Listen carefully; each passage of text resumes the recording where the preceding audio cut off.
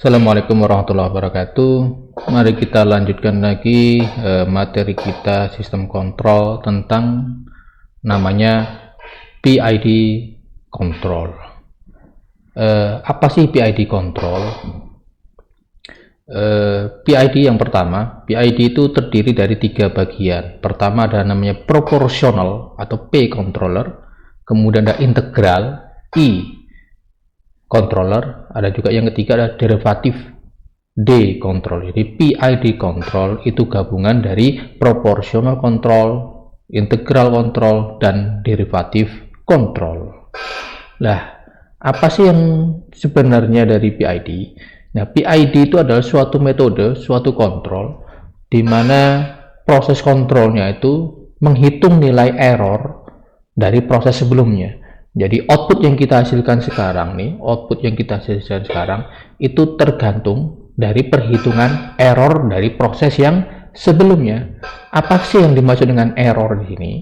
Error itu adalah hasil perbandingan atau pengurangan atau selisih dari reference set point, apa yang kita inginkan, sesuatu yang kita inginkan dibandingkan dengan hasil dari feedback itu dari output dari sensor sebelumnya. Jadi error itu terjadi dari apa yang perbedaan antara apa yang kita inginkan dengan apa yang terjadi. Misalnya adalah sebagai contoh adalah pengaturan kecepatan motor. Maka referensinya misalnya kita inginkan adalah 1000 rpm. Tetapi saat ini motor berputar, output dari motor, rotor berputar, itu misalnya 500 rpm. Berapakah tingkat errornya? Maka errornya adalah perbedaan dari 1000 rpm dengan 500 rpm. Itu disebut dengan error. Nah, PID controller itu adalah suatu proses di mana proses itu akan memperhitungkan tingkat error ini. Semakin besar errornya atau semakin besar perbedaan dari apa yang kita inginkan dengan apa yang terjadi, maka semakin proses itu akan memproses nilai yang besar untuk dijadikan sesuatu yang proses berikutnya. Itu namanya PID controller. Nah, misalnya seperti tadi contohnya adalah pengaturan kecepatan motor. Nah, lalu PID-nya di mana? Kenapa tidak misalnya kita mengatur kecepatan motor itu dengan perhitungan matematik? PID controller itu biasa digunakan untuk suatu proses di sini nilai, di mana proses itu yang pertama kita tidak ketahui karakteristiknya. Yang kedua adalah suatu proses yang dimana nilainya itu tidak linear. Sebagai contoh yang tadi, misalnya pengaturan kecepatan motor. Motor DC misalnya, itu dari 0 sampai 12 volt, maksimumnya adalah 12 volt. Kemudian kecepatannya maksimumnya mulai dari 0 rpm sampai dengan 1000 rpm. Jadi 0 sampai 1000 rpm maksimumnya sebagai contoh. Kemudian tegangan kontrolnya adalah dari 0 sampai 12 volt maksimum. Dalam hal ini misalnya kalau kita berikan tegangan 12 volt, maka kecepatan motor DC-nya berputar secepat 1000 rpm. Nah, pertanyaannya misalnya kita ingin motor ini berputar dengan kecepatan 500 rpm. Berapakah tegangannya? 500 rpm itu setengahnya dari tegangan maksimumnya, dari kecepatan maksimumnya. 500 rpm. Kecepatan maksimumnya adalah 1000 rpm. Berapakah tegangannya? Apakah setengahnya? Kalau maksimumnya 12 volt, maka kita akan untuk menjadi 500 rpm, kita memberikan, kalau matematik adalah memberikan 6 volt. Apakah begitu yang terjadi? Ternyata tidak. Kalau kita menghitungnya seperti tadi, maka di setengahnya kecepatannya misalnya 500 rpm, 500 dibanding dengan 1000 setengahnya, maka kita berikan tegangan setengahnya, maka itu sifatnya adalah aljabar linear, matematik yang linear. Kalau itu yang bisa terjadi dan memang prosesnya, karakteristik dari alatnya memang seperti itu, maka kita tidak perlu menggunakan namanya PID controller. Kenapa? Karena kita bisa hitung secara matematik. Untuk apa kontrol? Langsung aja dihitung secara matematik dan keluarkan. Maka itu yang terjadi. Demikian juga misalnya pengaturan suhu, pengaturan yang lain, itu ternyata tidak linear. Nah, ketika proses itu ternyata tidak linear, maka kita memerlukan namanya PID control. Pengaturan kecepatan motor sebagainya tidak linear, tidak seperti itu. Silakan. Maka PID control diperlukan. Kok bisa PID bisa menyelesaikannya? Karena berbasis pada error tadi. Jika errornya masih besar, maka dia akan memberikan sinyal yang besar pada proses berikutnya. Tapi kalau sudah errornya semakin kecil, maka proses berikutnya juga akan menerima input yang lebih kecil, sehingga outputnya juga akan lebih kecil dari yang sebelumnya. Jadi misalnya sebagai contoh adalah yang tadi motor. Ketika posisi yang referensinya set point adalah 1000 rpm, 500 rpm, kita ingin 500 rpm, kondisi outputnya sekarang motor dalam kondisi berhenti, 0 rpm, maka feedback akan memberikan sinyal perbandingan dari error ini, akan menghitung perbandingan antara referensi dengan yang dihasilkan oleh feedback.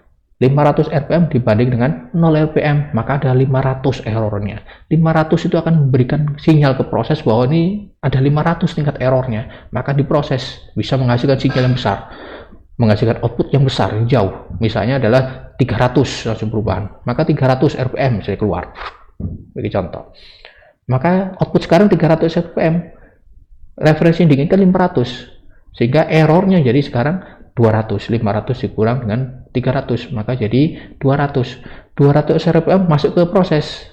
Berapa kan outputnya? Outputnya jelas lebih kecil, jauh lebih kecil dibandingkan yang tadi. Kalau yang sebelumnya tadi errornya adalah 500, sekarang errornya cuman 200, jadi jauh lebih kecil, sehingga outputnya akan naik tapi lebih sedikit dibandingkan dengan yang sebelumnya, sehingga kenaikannya sekarang outputnya tidak lagi jadi dari 0 jadi 300 rpm, sekarang jadi mungkin dari 300 menjadi misalnya 400, kenaikannya lebih kecil karena prosesnya menerima input yang error yang lebih kecil. Itulah PID. Walaupun kita tidak tahu di dalam proses itu apa, karakteristiknya seperti apa, pengaturan kecepatannya seperti apa dan sebagainya, tapi dengan perbandingan error yang ada itu bisa kita adjust sendiri, akan mengatur sendiri, sehingga outputnya itu sampai suatu titik tertentu di mana outputnya itu akan nilainya sama dengan titik referensinya. Ketika output sama dengan titik referensi, maka errornya jadi 0. Ketika 0, maka prosesnya akan menghasilkan proses yang sama sebelumnya, tidak ada perubahan dari yang sebelumnya. Maka itulah sudah menemukan titik di mana proses itu sudah sampai pada titik yang namanya sudah sesuai dengan yang diinginkan. Nah, sekarang kita bahas satu persatu. Tadi kita ceritakan bahwa PID terdiri dari P controller, I controller, dan D controller. Nah, apakah sama macam dengan P atau proportional controller? Proportional controller dan sesuai dengan namanya proporsional. Proporsional terhadap apa? Terhadap error. Proporsional terhadap nilai errornya, sehingga secara matematik bahwa proportional control itu bisa dijabarkan secara matematik dengan namanya penguat atau pengali.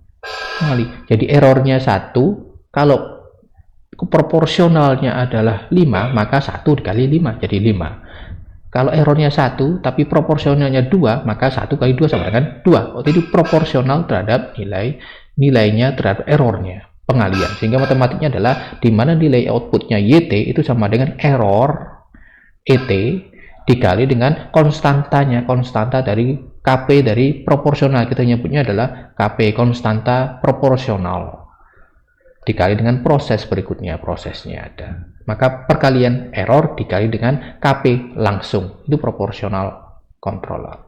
Nah, kalau nilai KP-nya itu kurang dari 1, maka itu namanya memperkecil nilainya. Jadi misalnya errornya 10, tapi kalau kemudian dikali setengah, jadinya cuma 5, jadi lebih kecil dibandingkan dengan nilai error.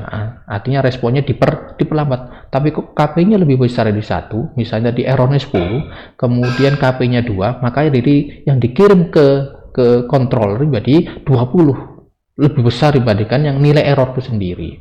Jadi sifatnya responnya adalah untuk mempercepat, tergantung sistemnya, apakah membutuhkan untuk yang lebih lambat ataukah yang lebih cepat. Kok lambat akan jadi sepertinya akan lambat, kemudian mempercepat jadi sinyal jadi lebih cepat. Nah, kalau integral sekarang, tadi proporsional, sekarang integral kita tahu secara rumus matematika ya ada integral gitu kan. Tetapi pertanyaannya adalah, kalau kita menggunakan rumus integral dalam suatu komputer, dalam suatu controller, misalnya Arduino microcontroller, maka integral itu tidak bisa dihitung. Kita bisa menghitungnya secara matematik, tapi secara elektronik, secara kontrol itu tidak bisa. Integral persamaan integral tidak bisa diterjemahkan, sehingga kita harus melakukan proses pendekatan secara yang bisa dihitung oleh komputasi oleh komputer elektronik, mikrokontroler, komputer, dan sebagainya. Nah, salah satunya caranya adalah menggunakan Riemann integration. Pendekatannya adalah namanya integral, luasan integral misalnya fx dx dari a sampai b yang ini, maka itu dapat didekati dengan penjumlahan total, luasan total nih, luasan total dari kurvanya. Nah, kurva ini misalnya time domain, maka yang sebelah sumbu x adalah waktu, sebelah y-nya adalah amplitudo. Maka integral dari fx dx itu dapat kita samakan antara misalnya adalah fx-nya sama, tetapi pengalian daripada luasan ini. Misalnya terhadap waktu delta x-nya, lebarnya 1 delta x atau terhadap waktunya berapa lama waktunya, kemudian dikali berapa nilai besarannya, amplitudo maksimumnya, kemudian dijumlahkan dengan total yang keseluruhannya. Semakin kecil delta x-nya, maka semakin kecil nilainya. Kalau yang besar delta x-nya, waktu-waktu samplingnya semakin besar, maka nilai penjumlahan totalnya itu akan banyak yang masih kurang. Misalnya di putih-putih, titik putih ini, itu adalah yang nilai errornya. Kita jumlahkan total yang merah, tapi ada nilai daerah-daerah putih kurva ini yang tidak ikut terjumlahkan. Untuk itu mengatasi dengan memperkecil nilai samplingnya. Dengan semakin kecil nilai samplingnya, maka luasan yang putih ini jadi lebih kecil. Semakin kecil lagi detail t-nya, waktu sampling, lebar samplingnya, maka waktu delta t ya, kekurangannya, errornya dari nilai matematiknya, error dari matematik dibandingkan dengan pendekatan perhitungan secara komputasi dengan komputer, dengan mikrokontroler, maka semakin kecil, sehingga pendekatan fx dx kurang lebih adalah sigma atau total nilai dari error-error sebelumnya terhadap berapa besaran nilainya. Sehingga kalau kita lihat misalnya PI controller, maka itu penggabungan dari nilai proporsional dan integral proporsional sendiri, kemudian ada integral sendiri, kemudian dijumlahkan untuk di proses berikutnya. Jadi kalau proporsional tadi hanya proporsionalnya saja yang masuk diproses, tapi kalau PI controller maka ada proporsional dan integral yang akan dimasukkan proses. Nah, bagaimana contoh aplikasi programnya?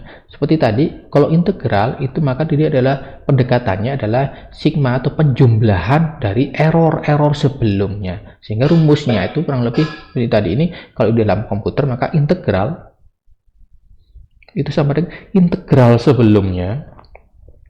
Jadi integral sebelumnya itu ditambah dengan konstanta integralnya dikali dengan error.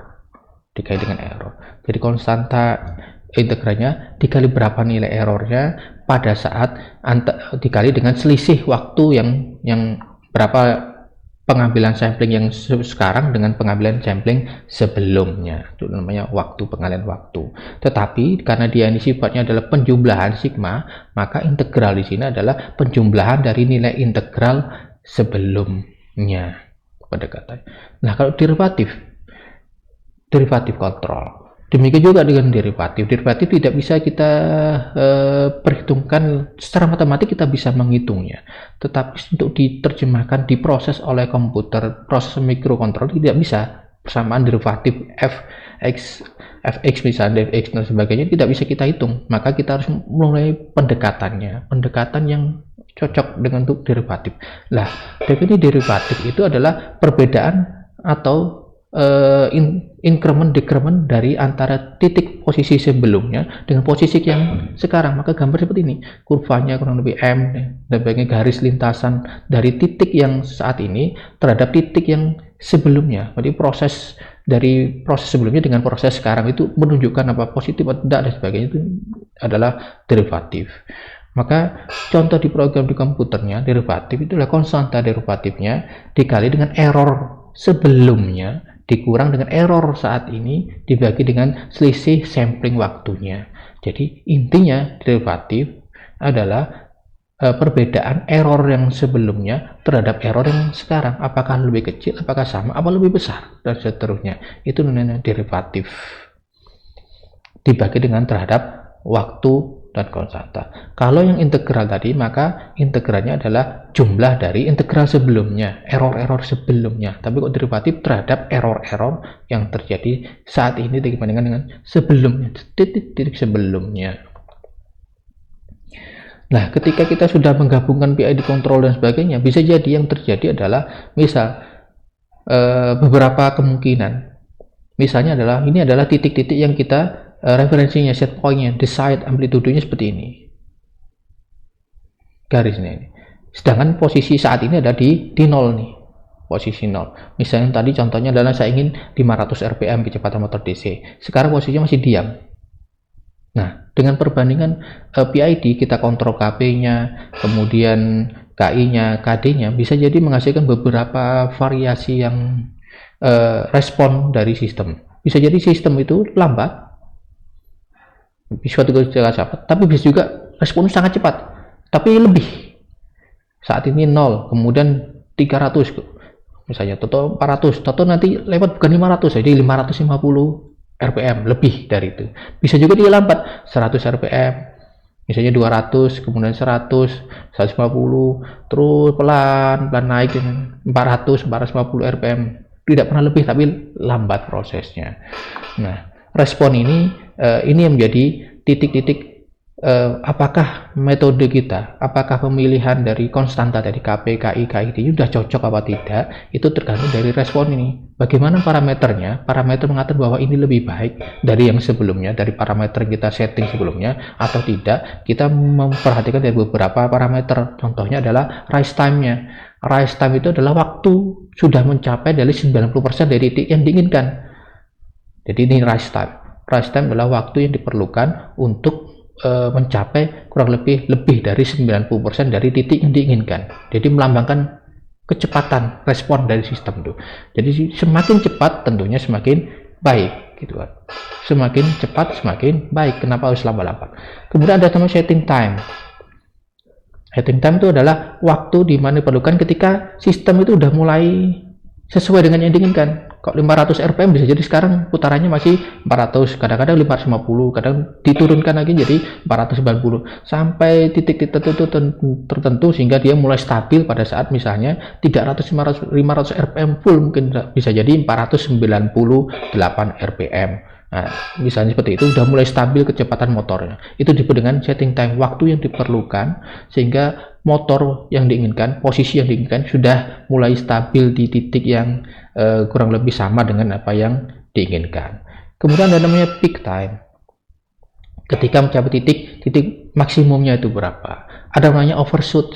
Overshoot itu artinya kelebihan. Jadi misalnya kita contoh tadi ingin adalah 500 rpm. Ternyata dalam kontrol nih sampai suatu saat kelebihan menjadi misalnya 550 rpm. Maka overshootnya adalah 550 rpm dikurang 500, ada 50 rpm. Itu namanya overshoot. Bisa juga undershoot, dia kurang, tidak pernah lebih.